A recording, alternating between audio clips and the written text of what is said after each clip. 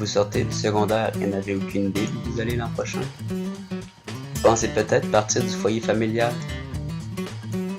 Vous essayez de trouver un colocataire et vous ne savez pas vos droits et comment faire? Mais qu'est-ce que c'est la colocation? Voici une bonne petite capsule pour vous aider dans votre cheminement. Premièrement, il vous faut connaître votre type de colocation. Il y en a 3. En tant qu'étudiant, vous vous devez de prendre une colocation conjointe. En d'autres mots, avec votre colocataire, vous avez chacun votre partie du contrat. Chacun paye son loyer et si l'autre ne paye pas, ce n'est pas votre problème. Sinon, vous pouvez toujours être qu'un occupant dans un logement en colocation, ce qui veut dire que vous occupez les lieux sans obligation envers le locataire, mais avec une obligation non formelle envers le colocataire qui paye le logement envers le locataire. Votre dernière option est d'être colocataire solidaire, ce qui veut dire que les deux colocataires sont responsables ensemble du logement.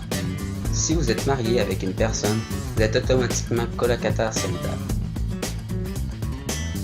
De plus, il est important de payer votre loyer car le retard maximal que vous pouvez accumuler est de 3 semaines. Après ces 3 semaines, le locataire peut demander la résiliation du bail et l'expulsion de tous les locataires et autres occupants.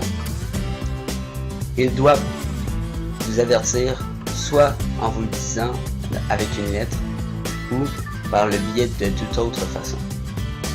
Vous devez donc vous assurer que tout le monde paiera son loyer, même si vous êtes en colocation conjointe. Ensuite, votre locataire se doit d'avoir eu une entente formelle avec les locataires, donc vous, car sinon vous pourriez être illégal selon la loi. Il est souhaitable de bien connaître votre colocataire pour ne pas avoir de surprise lors d'un conflit ou d'un paiement de loyer que celui-ci n'aura pas payé et qu'il aura mis sur votre dos. Merci de votre écoute et bonne fin de journée. Created using Powtoon.